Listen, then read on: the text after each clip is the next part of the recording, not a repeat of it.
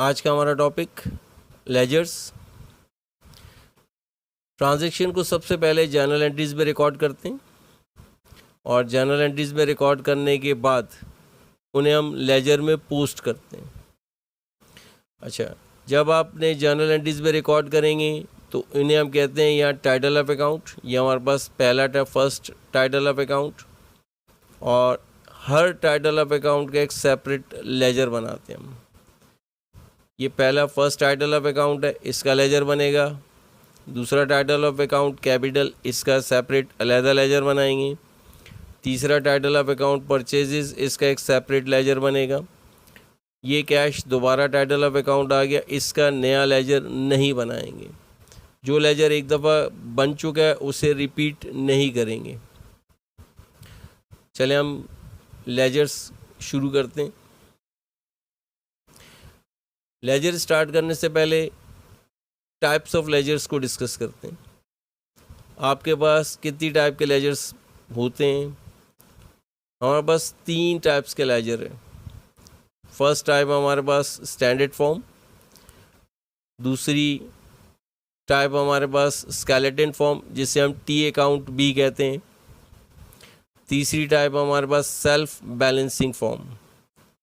Ledgers को हम 3 तरीके से बना सकते हैं, स्टैंडर्ड फॉर्मेट में, स्केलेटन फॉर्म में और सेल्फ बैलेंसिंग फॉर्म में। ये हमारे पास स्क्रीन पर स्टैंडर्ड फॉर्म है।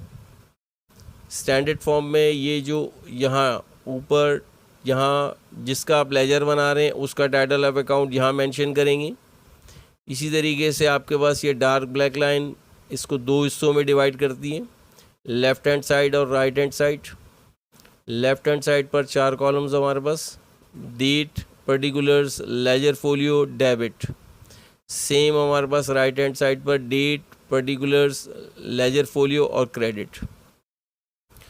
तो पहला फर्स्ट टाइटल ऑफ अकाउंट हमारे पास है कैश, तो जिसका हम लेजर बनाएंगे उसे यहाँ सेंटर में टॉप पर रिकॉर्ड करेंगे।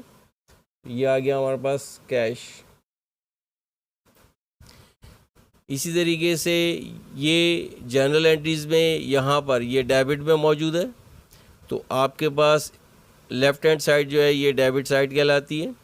तो पहले हम डेट एंटर करेंगे, तो हमारे पास यहाँ जनवरी की फर्स्ट डेट आ जाएगी।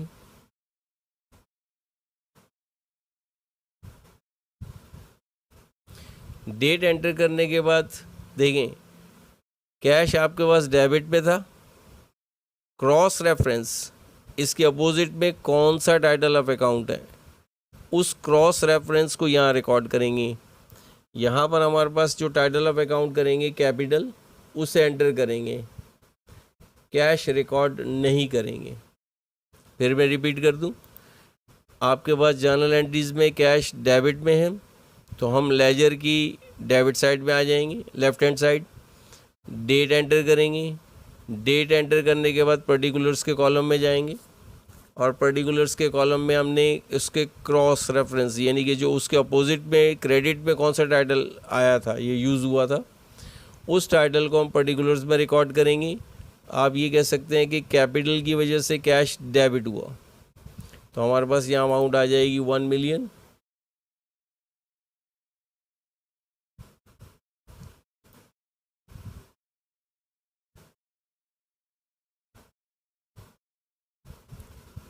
ये 1 मिलियन आ गई।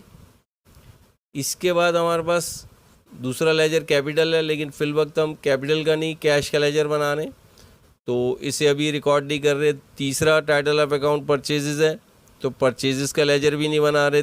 नेक्स्ट ट्रांजैक्शन हमारे पास सेकंड, और सेकंड ट्रांजैक्शन के क्रेडिट में कैश का टाइटल यूज़ हो रहा है। सेकंड ट्रांजैक्शन के क्रेडिट में कैश का टाइटल क्रेडिट में आ रहा है, तो हम यहाँ इसकी right hand side credit side पर आ जाएंगे और यहाँ पर हम पहले डेट एंटर करेंगे, जनवरी की 5th।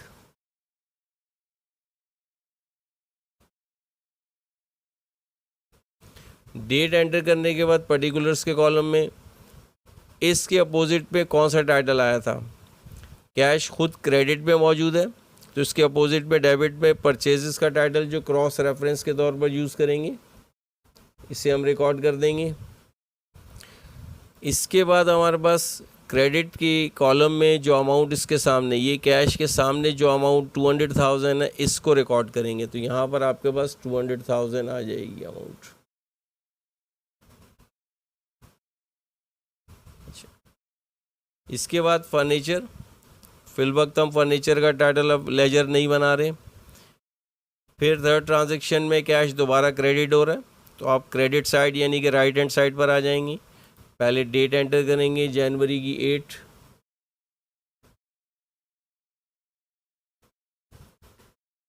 टाइटल ऑफ अकाउंट में आएंगे, पर्टिकुलर्स, तो आपके पास कैश क्रेडिट हो रहा है, इसका क्रॉस रेफरेंस इसके अपोजिट में जो टाइटल रहा वो टाइटल हम पर्टिकुलर्स में रिकॉर्ड करेंगे, फर्नीचर।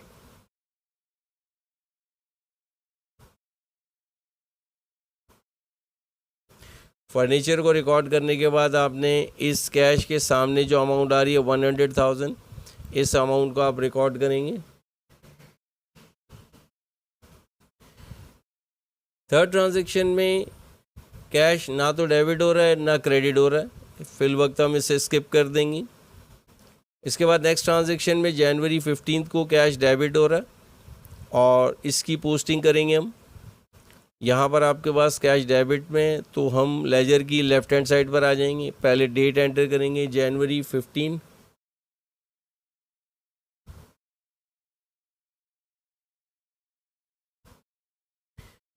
पर्टिकुलर्स में हम क्रॉस रेफरेंस सेल्स रिकॉर्ड करेंगे।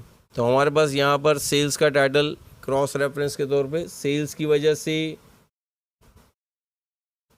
कैश डेबिट हुआ। यहाँ पर हम अमाउंट रिकॉर्ड करेंगे और अमाउंट थी हमारे पास 200,000।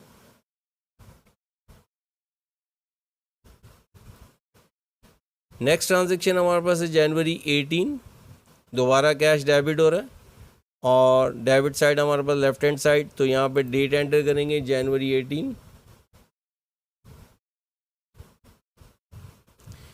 क्रॉस रेफरेंस फर्नीचर, तो यहाँ पर हम क्रॉस रेफरेंस उसके अपोजिट पे जो टाइटल है, इस ट्रांजैक्शन के अपोजिट में जो टाइटल है उसे रिकॉर्ड करेंगे, फर्नीचर।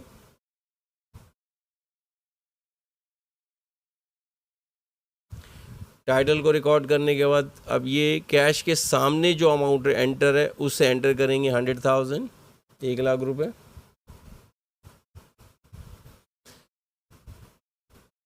लास्ट ट्रांजैक्शन हमारे पास जनवरी 31 को बैंक डेबिट और कैश क्रेडिट। अब यहाँ पर कैश क्रेडिट हो रहा है तो हम लेजर की क्रेडिट साइड में आएंगे और डेट एंटर करेंगे जनवरी की 31। पर्टिकुलर्स के कॉलम में क्रॉस रेफरेंस यहाँ पर बैंक आ रहा है, तो हम बैंक का टाइटल यूज़ करेंगे। यहाँ पर हमने एंटर कर दिया बैंक और इसके सामने अमाउंट रिकॉर्ड करेंगे 200,000, 2,00,000 रुपये। हमने जर्नल से तमाम ट्रांजैक्शंस को लेजर में पोस्ट कर दिया है। लेजर में पोस्ट करने के बाद अब हम लेजर को बैलेंस करेंगे। पहला क्वेश्चन के बैलेंस क्यों करेंगे? बैलेंस इसलिए करेंगे कि अगर हमारे पास इस लेजर में बहुत सारे ट्रांजैक्शन हैं तो कैश का बैलेंस, लास्ट बैलेंस क्या है मंथ एंड पर, तो हमारे पास मंथ यूज़ हो रहा है जनवरी, इसकी लास्ट डेट 31 को कंपनी के पास कैश का कितना बैलेंस मौजूद है। तो अब हम लेजर को बैलेंस करेंगे। कैश में डेबिट साइड पे टोटल किया हमने जितनी भी अमाउंट्स थी, हमारे पास यहाँ इस वक्त स्क्रीन पर 3 अमाउंट्स हैं, तीनों को टोटल करेंगे, ये यहाँ पे एंटर कर देंगे 1.3 मिलियन, 13,00,000 रुपये। इसी तरीके से इस 1.3 मिलियन को हम क्रेडिट पर भी रिकॉर्ड कर देंगे और इसमें से ये जो आपके पास क्रेडिट वाली तमाम अमाउंट्स हैं, ये 5,00,000 रुपये इसको माइनस कर देंगे। 1.3 मिलियन, इसमें से 5,00,000 रुपये माइनस किए तो आपके पास बैलेंस CD 800,000, 8,00,000 रुपये आया। और बैलेंस CD आपके पास जनवरी की लास्ट डेट 31 को रिकॉर्ड करते हैं हम। ये बैलेंस CD के सामने अमाउंट 800,000 ये अकाउंटेंट खुद रिकॉर्ड करेगा। ये बैलेंस CD इस वक्त क्रेडिट साइड पर है, इसकी बिल्कुल अपोजिट साइड पर बैलेंस BD रिकॉर्ड करते हैं नेक्स्ट डेट ऑफ मंथ।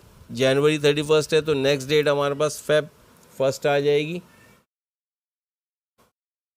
और फेब फर्स्ट में हमने बैलेंस BD रिकॉर्ड करना है और यही अमाउंट हमारे पास 800,000 की आएगी। इस प्रोसीजर को हम कहते हैं लेजर को बैलेंस करना। मैं दोबारा रिपीट कर दूं, आपके पास लेजर की left hand side debit side, आपके पास लेजर की right hand side credit side. आपने दोनों को पहले टोटल करना है। जो अमाउंट बड़ी ह्यूज अमाउंट है या जिसका बैलेंस ज़्यादा है, 1.3 मिलियन की अमाउंट ज़्यादा थी, हमने इसे यहाँ एंटर किया, इसी को हमने दूसरी तरफ भी रिकॉर्ड कर दिया। इसके बाद हमने क्रेडिट साइड पे जितनी भी अमाउंट थी उसको प्लस किया, ये टोटल 500,000 5 लाख बने और इस 5 लाख को हमने इस टोटल बैलेंस में से माइनस कर दिया। माइनस करने के बाद हमारे पास यहाँ पर ये जो बैलेंस आ रहा है 800,000, इससे हम कहते हैं balance CD। CD stand for carried down. ये अकाउंटेंट अपनी तरफ से रिकॉर्ड कर रहा है डिफरेंस। इसे यहाँ रिकॉर्ड करने के बाद ये मंथ की लास्ट डेट को रिकॉर्ड करते हैं, 31 लास्ट डेट है। इसकी नेक्स्ट डेट फेब 1, उसको balance BD stand for brought down, ये डेबिट साइड पर रिकॉर्ड कर देंगे अपोजिट साइड पर CD के, और यहाँ पर 800,000 की अमाउंट आ गई। ये इस प्रोसीजर को हम कहते हैं लेजर को बैलेंस करना। तो मेरा ख्याल है कि आपको लेजर की तमाम जर्नल एंट्रीज़ को लेजर में पोस्ट करना और पोस्ट करने के बाद आपने उसको बैलेंस कैसे करना है, ये आई थिंक कि आपको समझ में आ गया होगा। Everything you need to pass the professional certifications. CFA CMA FRMA CCA certificate in IFRS. WhatsApp number +92334 337 5070. jbizsolutions.com.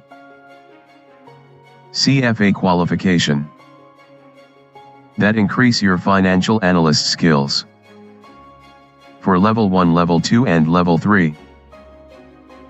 jbizsolutions.com. The skills you need and the experience you want.